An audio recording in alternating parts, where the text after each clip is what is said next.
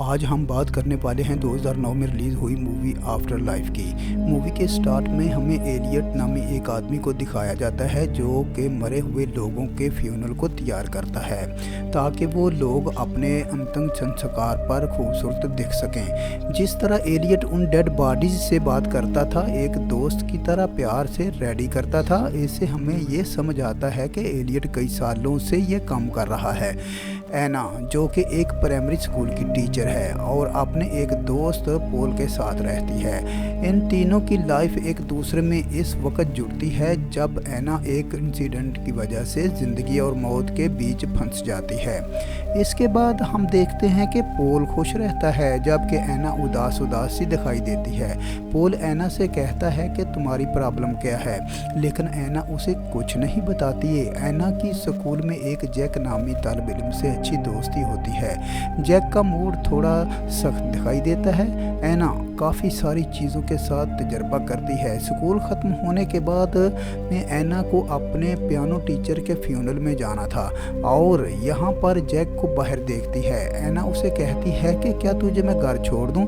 Jack कहता है कि नहीं, मेरी मदर मुझे लेने आ रही है।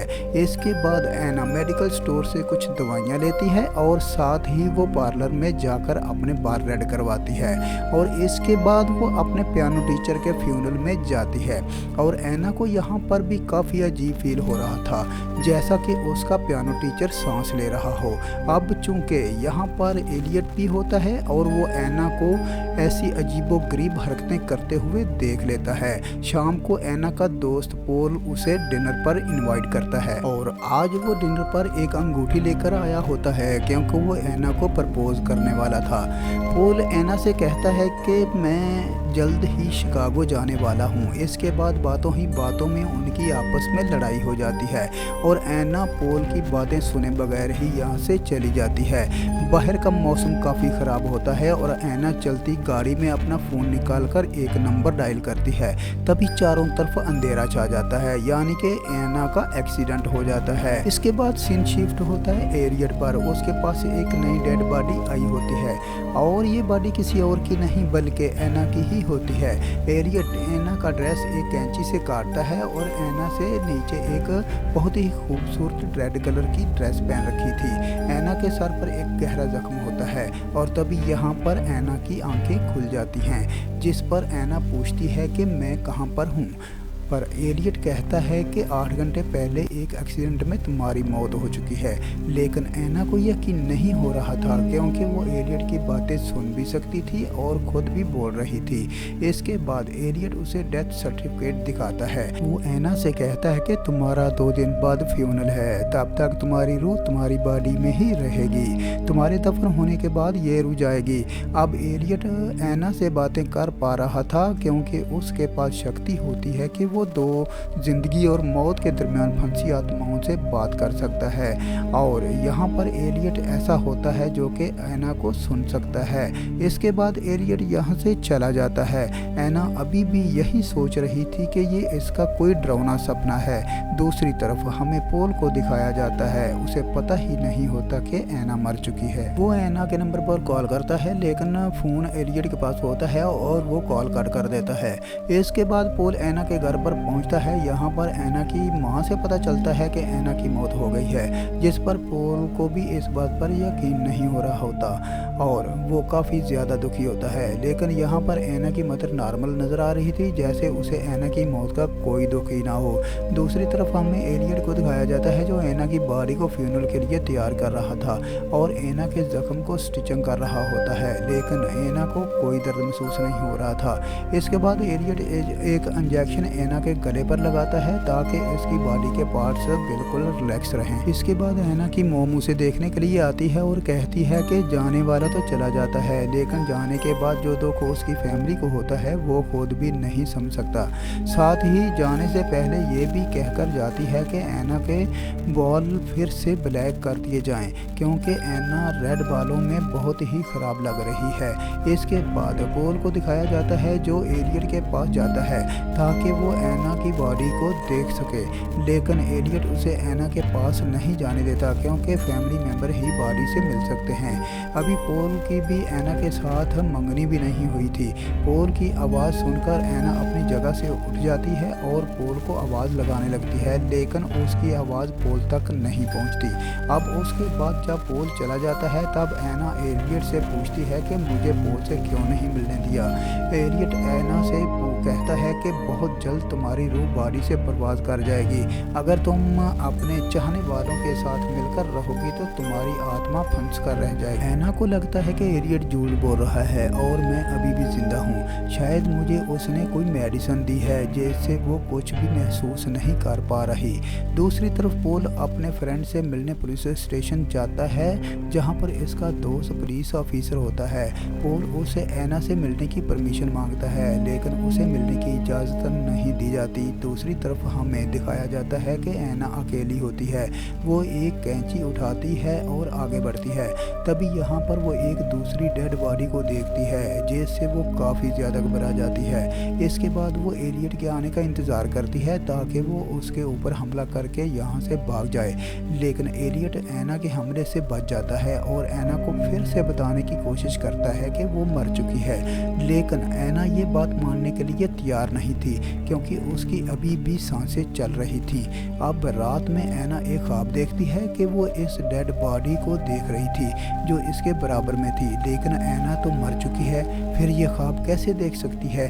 फिर यहाँ से उठती है और सभी को इधर उधर फेंक देती है और ये सीन यहीं पर ख़त्म हो जाता है। इसके बाद सीन शिफ्ट होता है पॉल पर, जिसको भी काफ़ी अजीबोगरीब सपना आता है जिसमें एना अपनी बॉडी से दिल निकाले हुए थी। ये देखकर पॉल काफ़ी ज़्यादा डर जाता है। अब दूसरी तरफ हमें एलियट को दिखाया जाता है जो कि एना के पास होता है और वो अपनी कार में फ्यूल डलवाने के लिए जाने वाला होता है, लेकिन एना उसकी जेब से चुपके से रूम की चाबी निकाल लेती है। इसके बाद एना सीधी एलियट के ऑफिस में पहुंच जाती है जहां से वो पॉल को कॉल करती है और बताती है कि मैं अभी भी जिंदा हूं, लेकिन पॉल को लग रहा था कि कोई एना बनकर उससे मजाक कर रही है, इसीलिए वो फ़ोन को कट कर देता है। इस हरकत से एना को काफ़ी ज़्यादा गुस्सा होती है। तभी यहाँ पर एलियट भी पहुँच जाता है। एलियट एना को आईने में दिखाता है कि देखो तुम मर चुकी हो, तुम्हारे लिए अच्छा यही होगा कि तुम सब कुछ भूल कर अपनी मौत को कबूल करो। लेकिन एना देखती है कि इसकी सांसों से आईने पर भाप बन चुकी है, जिसे एलियट चुपके से साफ कर देता है। अभी एना का वही स्टूडेंट नीचे खड़ा होता है जो एना को देख लेता है। एना अब तस्लीम कर चुकी है कि वो मर चुकी है। तभी वो एलियट का साथ दे रही होती है। अब एलियट एना के सुर्ख बालों को फिर से ब्लैक कर देता है। इसके बाद एना सपने में पॉल को देखती है, वहाँ पर एलियट होता है। अब एना एलियट से पूछती है कि मेरी मॉम मेरी मौत पर रोई थी। इस पर एलियट एना को कहता है कि तुम्हारी मॉम तुम्हारी मौत पर बिल्कुल भी नहीं रोई। इसके बाद एना पूछती है कि पॉल रोया था, लेकिन यहाँ पर एलियट झूठ बोलता है कि पॉल भी नहीं रोया। अब ये बात सुनने के बाद एना बहुत दुखी होती है। इसके बाद एलियट उसे ड्रग का इंजेक्शन दे देता है। दूसरी तरफ पॉल एना के स्कूल जाता है जहाँ पर वो उसकी चीज़ें लेने के लिए गया था। स्कूल में उसे जैक मिलता है जो कि पॉल को बताता है कि उसने एना को सुर्ख लिबास में फ्यूनरल रूम में देखा था, लेकिन पॉल को ये बातें बकवास लगती हैं और जैक को थप्पड़ मार देता है, जिस पर बाद में उसे अफसोस भी होता है।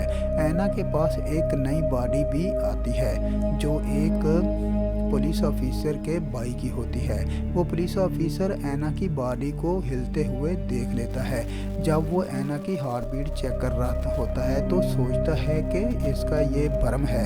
वहीं पर पॉल एक बार और कोशिश करता है पुलिस की मदद लेने की, और ये कह करके एना को सिर्फ पल्स चेक करके डेड बताया गया था।